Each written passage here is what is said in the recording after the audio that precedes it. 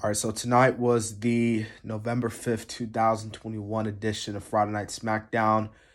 Of course, the kid, DC Wrestling, is here to give you guys your SmackDown review.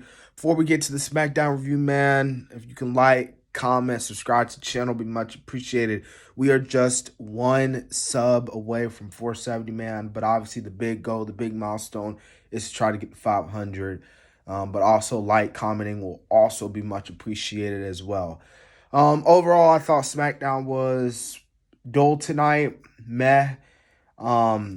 Even with the return, and that's what kicked off the show, the return. The head of the table, the tribal chief, the universal champion, Roman Reigns, he talks about how he wasn't on last week's episode. He was on vacation. He was on the island with his wife, walking around, dancing, just celebrating after beating up Brock Lesnar at Crown Jewel. But of course, he alludes to and talks about last week's main event between the Usos and the New Day. And he talks about how the Usos, who are the best tag team in the world, losing to a team like the New Day. So obviously Roman not very happy about that. Of course, the New Day come out, they taunt the Bloodline, and then Woods states, and he proposes that if Jimmy can beat him tonight, then Woods will acknowledge the tribal chief. But if Woods wins, Jimmy will be forced to bend the knee there. So after a little bit back and forth there, it is announced, and that is the match. Jimmy versus King Woods that would end up closing SmackDown tonight. So the first match of the night, we get Naomi versus Shayna Baszler. Solid match to say the least, man. Naomi did roll up Baszler for the win out of nowhere, but DeVille comes out to the ring and she's like, Naomi, you grabbed the ropes right before the pin, so the pin doesn't count at all. So in order for this to be resolved, this match must be restarted. Shayna took advantage. She put in the clutch, and she was able to pass out Naomi. And yeah, Shayna Baszler gets the win there as the feud between DeVille and Naomi continues. We get Roman ranting about how he takes one vacation and now SmackDown sucks. It's almost as bad as Raw. So obviously Roman not too happy with how last week's SmackDown went, and obviously with the Usos not winning. We see Rich Holland, newcomer Rich Holland. He talks about how he can't wait to meet his idol, Sheamus. Man, Rich Holland versus Sheamus. Now that's a match that can be very physical. That would be really, really cool to see. So hoping that they do that match somewhere down the line. We get a tag team match player. But right before we get to it, man, we see Shotzi Blackheart backstage. She cuts a promo. She's like, I'm done, mate. I'm just done being the happy-go-lucky, happy to be here. Like, this is my time, and I'll run over Banks or anyone else who gets in my way, and I don't need a tank to do it. This does lead to a tag team match player, Angel Garza and Humberto Carlito versus Cesaro, the random team of Cesaro and Mansoor.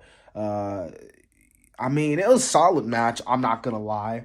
But near the end, Carlito grounds Cesaro with the Mutilock as Gazara delivers a big basement drop, then covers for the pin to win. So Angel Garza and Humberto Carlito get the win here, which makes sense because, why would you give a random tag team like Mansoor and Cesaro, you put them together for no reason whatsoever.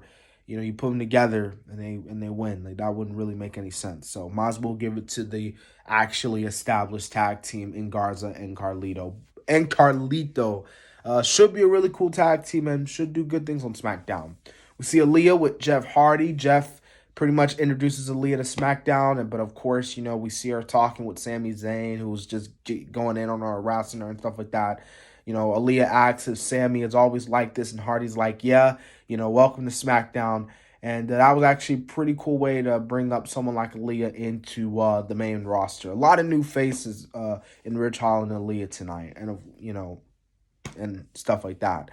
We get Drew McIntyre's open challenge, and out comes Ricochet. Ricochet is not backing down. The dude slaps Drew, and oh my goodness, guys, as short as this match got, this was a really, really great match.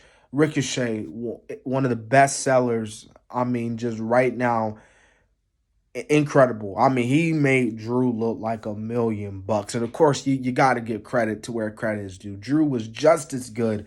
That finish with the mid-air huge Claymore kick, awesome way to end the match. And even though Ricochet did lose the match, I would say he did get some goodness in him, and he did look good in the match. So yeah, that was cool. That was cool. Uh, we see Ali and Ricochet talking. Ali is, I guess, wanting to form a team with Ricochet. Ricochet is like, nah, bro, like, I'm done. So yeah, that we get that there. We do get Corbin's little TV show, Happy Talk Corbin, where the Viking Raiders come out, and this leads to another tag team match play of the Viking Raiders versus Happy Bear Corbin, Madcap Moss. This is a meth match, Yeah, Viking Raiders won by count out, so, Corbin and Moss are like, I'm out, peace, don't want nothing to do with y'all anymore, we out. So Viking Raiders get the win. So yeah, we see Sami Zayn. He's approaching Hit Row, and he welcomes them to SmackDown. Says they need a locker room leader. Sometimes he has to. People have to tell other people what they need to hear. And their entrance a few weeks ago was flat. So basically, that what happens. Sammy tries to help him out. Hit Row's like, we don't need your help, and yeah, that was that. So this might be leading towards a Hit Row and Sammy feud. And I believe Hit Row are the baby faces. Someone could correct me if I'm wrong here.